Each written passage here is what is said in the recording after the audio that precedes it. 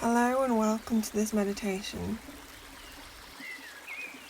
The Wisdom of the River is the first in a 5-part series, The Wisdom of Nature, all written and performed by me, Karishtina O'Loughlin of 5E Meditations. These meditations are ideas which are based on the principles of Chinese medicine. These principles are called the 5 elements or 5-element theory. The ancient Chinese observed the patterns and cycles in nature, observed our organs and the types of emotions we have, and over many thousands of years refined and connected these things into 5 categories, 5 elements which interrelate and connect with one another. The first of these 5 elements is called water element, which this meditation is inspired by. Water element in Chinese medicine is associated with the energy of winter, nighttime, the time after death and before birth. Organs associated with water element are the reproductive organs, the bladder and the kidneys. The emotion associated with water element is fear, but this fear is more an irrational terror than anxiety or worry. Water element is the territory in which the Chinese place the unknown, and by extension death. Positive qualities of water element are tenacity, courage, patience, perseverance, faith and trust. It is with these qualities in mind that I have written this meditation about a river making her way to the sea, so you can ponder on the nature of her journey and gain some of her qualities in your life. The next 4 meditations will focus on the next 4 elements. All meditations are set in a place called the kingdom. We begin in the forests and nature before moving into the village, and then into the castle of the queen where the series ends. If there's an idea that you don't understand, listen and let it be. If you don't understand, keep the track on the loop. Through repetition, the idea will sink into your subconscious mind and will be understood innately over time. These 5 elements also relate to our personalities as well. For more information, if you're interested in this, please see the other branch of my work at circularfacereading.com. Close your eyes and begin to breathe, slowly and deeply. Let each breath carry you deeper and deeper into yourself.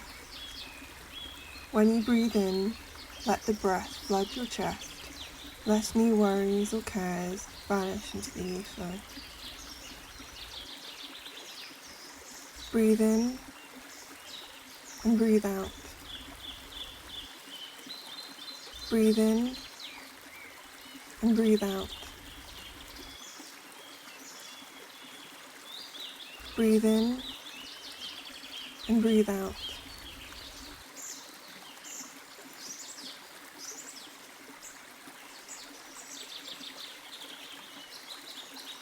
Become aware of your body. Become aware of what is supporting you. If you are lying down, become aware of what is behind your back. If you're sitting, become aware of what you're sitting on.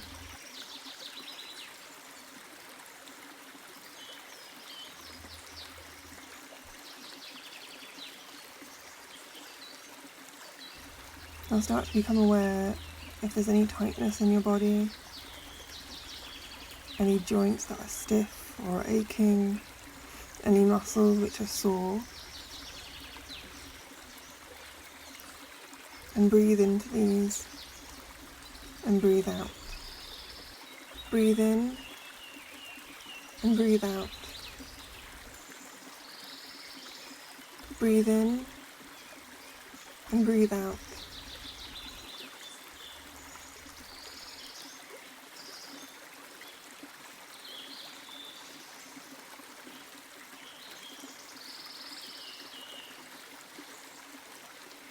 Here we are with River, who has come down from the mountains, from a hidden source deep inside the earth. She starts off as a trickle, then a babbling brook, then twists and turns down hills and through forests, wearing the earth broader and deeper, becoming darker and swifter.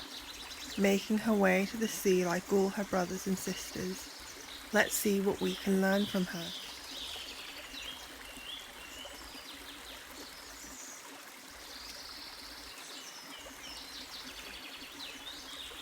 When River came from the mountains, she stubbornly and persistently nibbled her way through solid rock to flow above. But then with the same willpower, she flowed into the sea, but she did not directly make this progress. She wound, she curved. It's the same with our lives. When we explore and meander like the rivers, we are making progress every day, not in the way that we can see in the short term, but in a way that will surprise us in the long term. All growth does not have to be so obvious.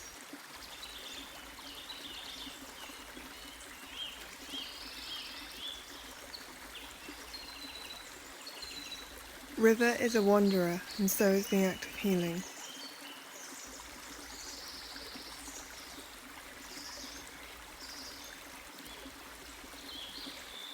We will find that when we are emotionally healing, we will be wandering, but rivers are not places of light, so healing happens in the dark. We will not know that we are healing or that we are wandering. We will feel lost and blame ourselves, and that will be it. We need to understand that our deepest moments of healing are our darkest.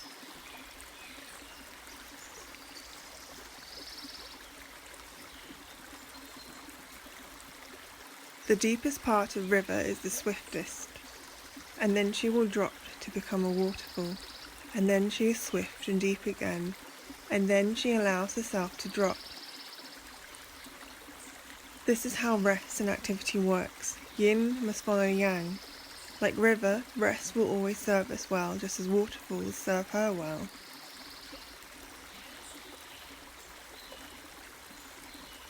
River flows and allows, and so things unfold in her favour.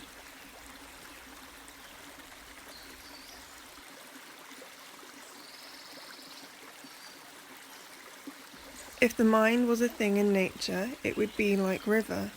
Both are non-linear, inventive and free. So when it comes to healing emotional wounds and creating health in mind, we cannot take a linear approach. It would be against nature, and so twice the struggle.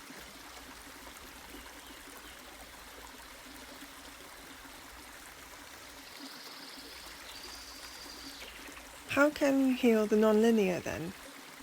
Listening to the self and how it feels is the key to healing. Doing what we feel like doing can create an irrational order, where everything flows and has its place. But this type of feeling has nothing to do with emotions and everything to do with sensing. We can only flourish in feeling if we respect that the irrational order it creates will pay dividends in the future. There's no use in trusting when we criticize and doubt while doing so.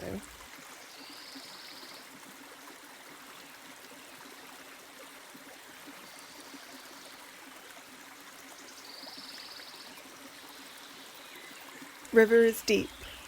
Everything she needs to overcome the obstacles towards the sea is in her innate power and will. So what to do and needs to be done simply rises. If it doesn't rise, the river trusts and has ample patience that it will overwhelm or wear down the obstacle. Nothing she needs for her goal will come from the outside.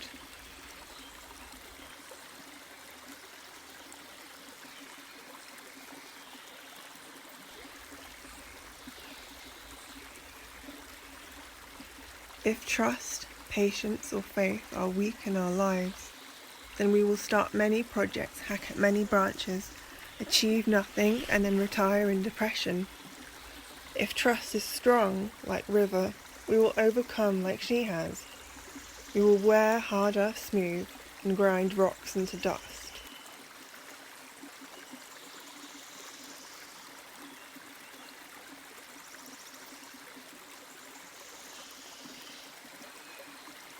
If River had a conscious analytical mind, would she reach the sea? Perhaps she would do it faster, but she wouldn't be a river if she was fast. So if we have no trust in the unseen and the unknown, how can we trust our minds? How can we trust life? River believes where there's a will, there's a way. believing that she would just reach the sea is enough for her.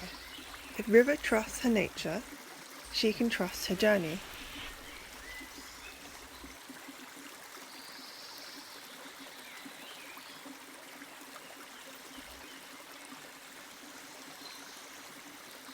River is independent. Her lone nature encourages freedom of mind and freedom of opinion.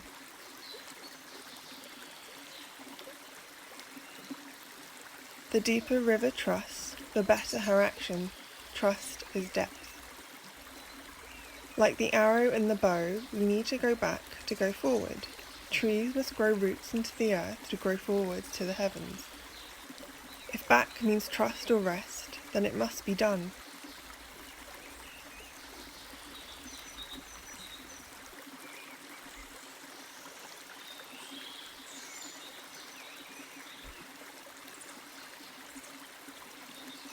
Just as it's not a matter of time if River reaches the sea, healing and recovering are not matters of time but matters of patience and trust.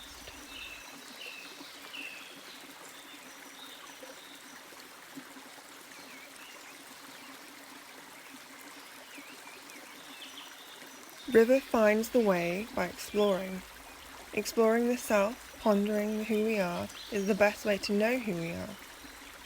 Exploring leads to gently and slowly finding what is right and what is wrong for our natures. Once we know that, we can express it in our lives.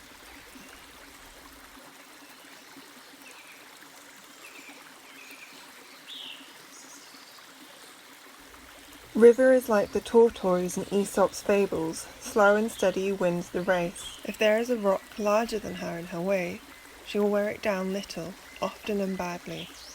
Badly on some days and well on other days. It doesn't matter. River still wears the rock down. How she wears down this rock is exactly how we should form our habits.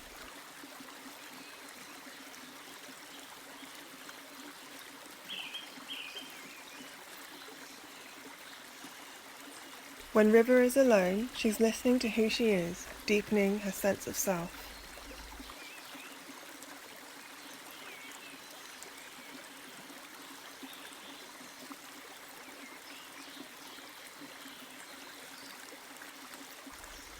The world inside River, with all the reeds and fish, is as real and as physical as the world outside.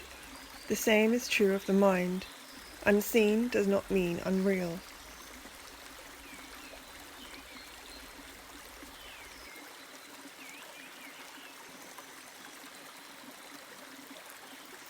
River has no eyes, an obvious statement.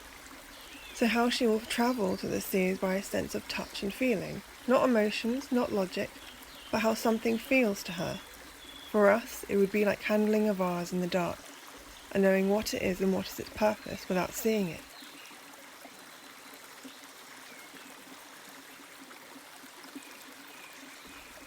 River's wisdom counsels her action.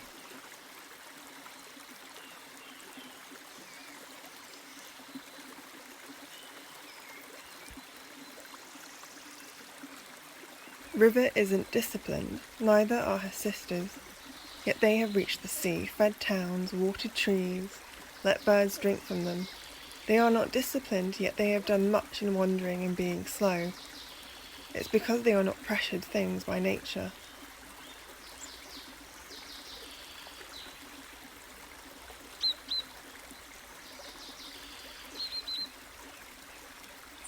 When River doesn't know where she is or where she's going, her trust must deepen when she meanders, and so too must her self-respect.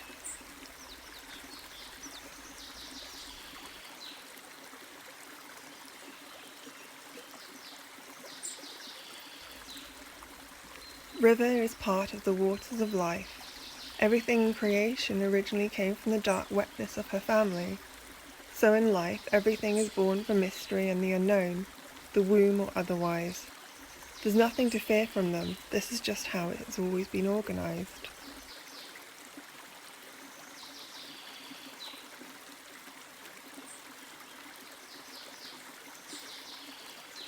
River always feels safe because of the reassurance she receives from the kind banks of the earth guiding her form. When she is safe, and when she tells herself as such, she can express her true nature.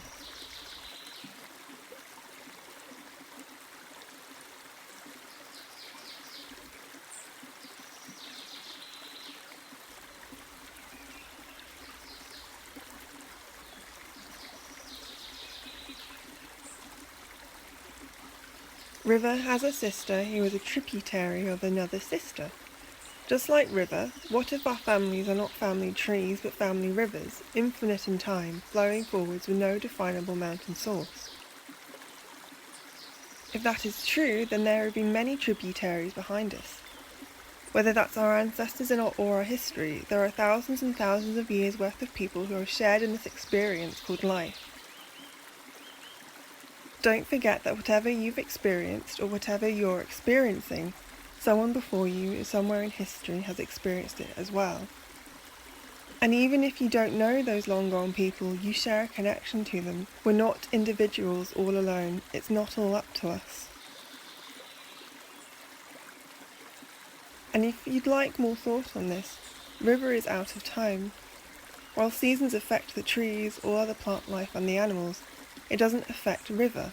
If winter does, it will need to be particularly cold to freeze parts of her, but even then she will move in courage to persevere towards the sea. The point is, memory and history, connections and bloodlines are all out of time.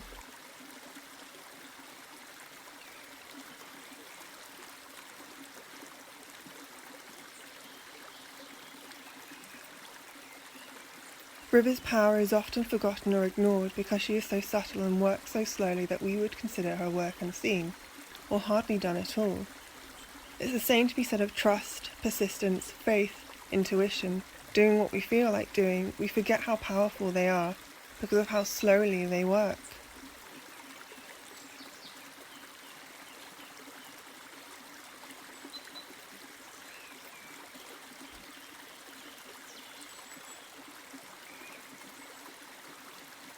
We need to let River go now, and next move on to the oak she feeds down the way. But before we do, there's one last thing to consider. Does River grow?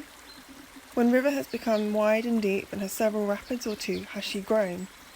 Or has she deepened and become more like herself, gathering momentum on the way?